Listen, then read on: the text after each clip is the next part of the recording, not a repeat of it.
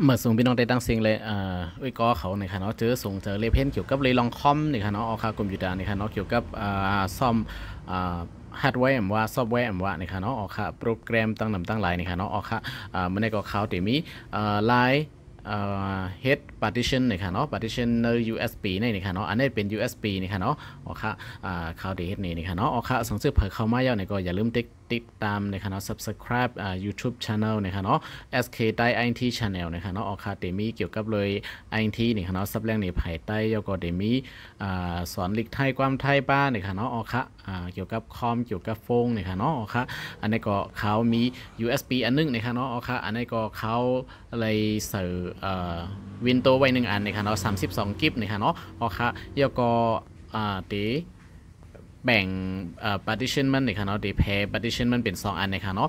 วินโดว์1 อันแล้วก็เดี๋ยวหรือสิ่งนั้นก็เดี๋ยวตัดออกมา partition ทางอันนึงแล้วก็ตัดเดี๋ยวเก็บโปรแกรมในค่ะเนาะใส่โปรแกรมไว้ในค่ะเนาะแล้วก็วนว่าเผอใครนี่ก็ติดต่อเขามาเขาเดี๋ยวส่งปันไลนี่ค่ะเนาะอ๋อค่ะอันนี้ก็อัมปอกะนี่ค่ะเนาะตั้งเก็บกับ USB อีเสกาข้าวยำอีนี่ค่ะเนาะอ๋อค่ะอันนี้ก็จะเป็นเพิ่งสนใจในติดต่อไลนี่ค่ะเนาะอันนี้จะเป็นUSB นี่ค่ะเนาะ Kingston ของแต่นี่ค่ะเนาะอ๋อค่ะพวกเป็นของกอบในนี่มันเดมลีนี่ค่ะเนาะมันดีใจกำก็แล้วนี่ค่ะเนาะอันนี้เป็นของ Kingston นี่ค่ะอ๋อค่ะอันนี้เป็นอันลีนี่ค่ะเนาะ32กิกนี่ค่ะเนาะอ๋อค่ะอันนี้ก็เข้าดีเสียบเข้ากว่านี่ค่ะเนาะอันนี้ไลน์เฮดไลน์เฮดวินโดว์บูตนี่ค่ะเนาะ USB บูตนั่นนี่ค่ะเนาะเขาเลยเฮดคลิปไว้แล้วนี่ค่ะเนาะอ๋อค่ะอันนี้เขาเดี๋ยวเฮดนี้นี่ค่ะเนาะยกก็เขาเดี๋ยวเอาคลิปในอัปโหลดขึ้นกว่าเนาะ SK Computer Service นี่ค่ะเนาะเป็นกลุ่มนี่ค่ะเนาะสร้างกลุ่มไว้นี่ค่ะเนาะเกี่ยวกับคลิปวิดีโอการซ่อมการลงโปรแกรมจะได้ติเข้าไว้ในนั้นนี่ค่ะเนาะอ๋อค่ะเพิ่งอำนาจเดี๋ยวติพี่น้องเขากดด้วยไหลนี่ค่ะเนาะในกลุ่มนะครับเนาะตึกหางเฮียนอยู่นะครับอันนี้ก็เป็น Windows 10นะครับเนาะเขาเลยเฮ็ด Windows พุทไว้นะครับเนาะเหมือนจึงในเขาคาสีหลายปืนตีมันนะครับเนาะสังเกตเขาคาเสิร์ฟโปรแกรมหลายๆนะครับเนาะอันเร็วนะครับเนาะมันมีตั้ง32กิกนะครับเนาะยกก็เขาเสิร์ฟโปรแกรม Windows 10กว่ามอกเห4 กิกไปนะครับเนาะยกก็ตีเหลือดังนั้นจังเฮ็ดสั่งนะครับเนาะย้อนเป็นนั้นแหละเขาขาดมาเสิร์ฟป้องกันก่อมไล่นะครับเนาะสังเกตเข้าค่ะเปิดไฟล์เข้าก่อนจังไหนนะคะเนาะแล้วก็ตีก็ copy ไฟล์บางชื่อบางอันนะคะเนาะมาใส่รอในเจ้าไหนนะคะเนาะในนะคะเนาะแล้วก็ตีให้มันกว่าปุดวินโดว์เนี่ยมันตีหยาบนะครับมันเต็มไรนะคะเนาะเอาค่ะเพราะฉะนั้นเข้าค่ะก็ถูกลีไล่ตัด partition นะคะเนาะเฮ็ดเป็น2 ตอนนะคะเนาะเอาค่ะpartition อันนึงในเป็นไว้ตอนแต่วินโดว์อันไหนแต่ที่ก็ลงวินโดว์ในคอมนะคะเนาะแล้วก็อีกฝั่งนึงแทงอันนึงตีไว้ตีเก็บโปรแกรมต่างเข้าค่ะพวกลงวินโดว์เย้าเนี่ยเข้าค่ะตีไล่ลงโปรแกรมลงไดรเวอร์เจ้าไหนนะคะเนาะเอาค่ะอันนี้ก็เขาตีมาสอนไล่เฮ็ดแบ่งตัด partition มันออกกว่าเฮ็ดแทง1 อันนี่ค่ะเนาะโอเคอันตั้งสุดเท่าดีเลยกว่าดีเลยนะคะเนาะเขาดีเข้ากว่าดีthis PC นี่ค่ะเนาะโอเคอันนั้นก็ติ๊กดี desktop ก็เลยนะคะเนาะมันจะมีthis PC อยู่นะคะเนาะโอเค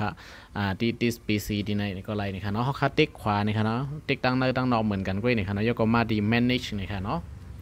ติ๊กดี manage นะครับ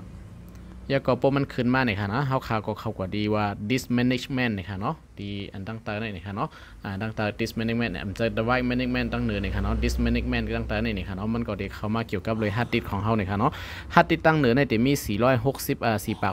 65.75 กิกนั่นจะเป็น hard disk ที่ในตัวเครื่องเนี่ยค่ะเนาะที่มี5 ปากกิกเนี่ยค่ะเนาะยาก็ดีแต่เนี่ยจะเป็น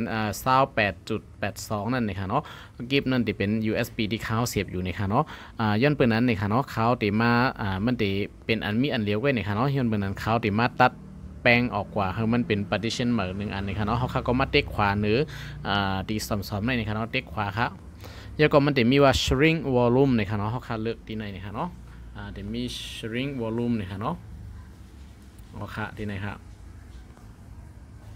เต็กที่ shrink volume นะครับเนาะที่ไหนนะครับเนาะมันจะตัว the site after stream ที่มีอยู่5 กิกไปนะครับเนาะก็เข้าเตรียมเอากว่าหมดนะครับเนาะไว้ตอนแต่โปรแกรมมันอีกหนึ่งนะครับเนาะยันเปว่าโปรแกรมมีอยู่5 กิกนะครับเนาะดีใจกว่านั้นนะครับเนาะดีเหลือในแต่ที่ตัดออกมาเลยในตัดออกมาเลย2 4นี่ค่ะเนาะ24270นี่ค่ะเนาะที่ในเขาเต็มเอา24270นี่ค่ะแล้วเขาที่ไว้อินนี่ค่ะเนาะเขาก็ที่เอาม็อก23นี่ค่ะเนาะตัดออกกว่านี่ค่ะเนาะเข้ากว่าเอาสีนั่นเป็น3นี่ค่ะเนาะเอาเขาที่ลบ4ออกแล้วก็เอา3นี่ค่ะเนาะไว้ก็ได้นี่ค่ะเนาะไว้ให้หรือสีม็อก6กิบเนี่ย6กิบไปนี่ค่ะเนาะย้อนไปว่าโปรแกรม Windows ที่เขาลงไว้นั่นมีอยู่5กิบใบนี่ฮะเขาดีไว้เป็น6กิบใบแล้วก็ดีเหลือนั่นเขาดีเอากว่าเฮ็ดแทง partition อันนึงนี่ค่ะเนาะดีในเขาก็ดีเต็กดีshrink นี่ค่ะเนาะเขาขาดเต็กดีในนี่ค่ะเนาะบึ้มอันนี้ก็คอมก็ดีเฮ็ดการสีตัด partition ออกมาแทงอันนึงนี่ค่ะเนาะดีแพรออกมาดีในให้มันเป็น2ตอนนี่ค่ะเนาะปล่อยมันเฮ็ดการตัด partition นี่ค่ะเนาะใน USB นี่ค่ะเนาะอันในเขาตัด partition เฮ็ดเป็น2อันนะฮะเปิดคอมเฮ็ดการกำหนึ่งนี่ค่ะเนาะ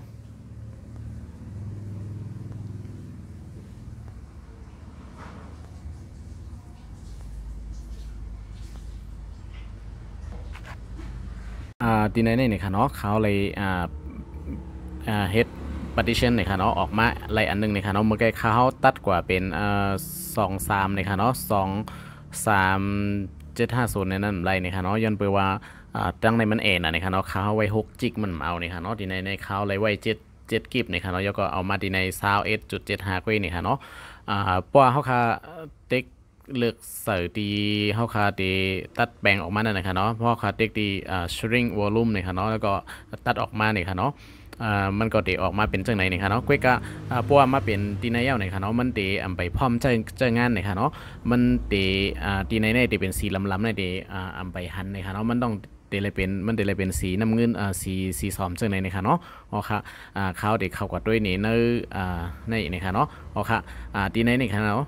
มันตีมันซึ่งตีในนี่ค่ะเนาะมันตีนี่อยู่มอกหลายกิบก้อยนี่ค่ะเนาะตีในค่ะเนาะตีมี7กิบก้อยนี่ค่ะเนาะยก็ตี7กิบนี่ค่ะเนาะยก็ตีมีอันเป๋าอยู่2กิบนี่ค่ะเนาะอ๋อค่ะตีในนี่ค่ะเนาะตอนตาซาวกิฟนี่ค่ะเนาะที่เขาเลยตัดออกกว่านั้นมันไปหันนี่ค่ะเนาะมันหันอันไหนเสียนี่ค่ะเนาะแล้วก็อันไหนที่เป็นในคอมเขานี่ค่ะเนาะอ๋อค่ะที่ในหนังคือมันโปรตีหันเข้ามาที่ในนั่นนี่ค่ะเนาะเขาขาดที่ไรมาที่ในนี่ค่ะเนาะมาเต็กตีสีลำๆในนี่ค่ะเนาะแล้วก็เต็กขวานี่ค่ะเนาะแล้วก็ที่ไรเต็กปันดี new symbol volume นี่ค่ะเนาะเต็กปันดี new symbol volume นี่ค่ะแล้วก็เต็ก neck นี่ค่ะเนาะอ๋อค่ะตีในมันก็จะมีอยู่ตีในค่ะเนาะ22269นี่ค่ะเนาะตีเฮาคาหางแฮนมาตีเฮาคาตัดแป้งออกมานั่นนี่ค่ะเนาะ partition มานี่ค่ะเนาะมีตั้งหนำมันก็นั่นนี่ค่ะเนาะยก็เต็กแนกกว่าแทงนี่ค่ะเนาะยก็ตีในโหลดเฮ็ดสั่งก็ไรนี่ค่ะเนาะมันติปันซื้อdrive ที่อันสีลำๆในว่าที่เป็นตัวแอปนี่ค่ะเนาะthis app นี่ค่ะเนาะเฮาคาก็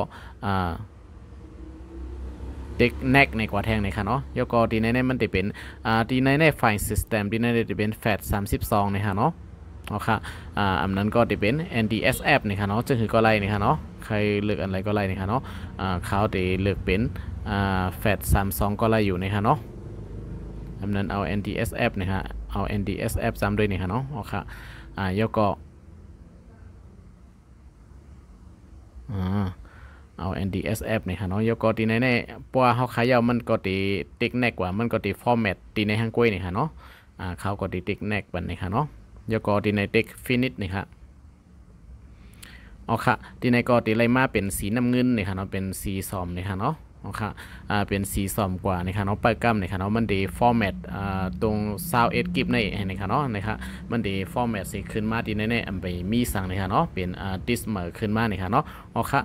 อันนี้ก็เป็นอันเฮดพาร์ติชันเยาวตัวลิงามนี่ค่ะเนาะเอาค่ะมาด้วยกันดีในคอมดีในนี่ค่ะเนาะเอาค่ะที่ในมันก็ตีโตมาแทงอันหนึ่งนะคะเนาะที่เป็นที่ในเฮาคำเมื่อกี้มี C D E นี่ค่ะเนาะ E เนี่ยที่เป็นที่ในนี่ค่ะเนาะที่มี Windows 7ไว้ Windows 10ไว้อยู่นี่ค่ะเนาะแล้วก็ที่เขาเลยแปลงออกมานั่นนี่ค่ะเนาะเป็น21.6กิบนี่ค่ะเนาะเป็น F นี่ค่ะเนาะอ๋อค่ะที่ในเขาก็ตีลายจื้อมันนี่ค่ะเนาะลายจื้อก็ลายนี่ค่ะเนาะติ๊กขวานี่ค่ะเนาะแล้วก็rename นี่ค่ะเนาะติ๊กตี rename ที่ในนี่ค่ะเนาะเขาก็ตีติ๊กโปรแกรมนี่ค่ะเนาะB R O G GRAM นะครับเนาะโปรแกรมนะครับเนาะย้อนไปว่าเขาตีเอาโปรแกรมนะครับเนาะอันโหลดจากนะครับเนาะ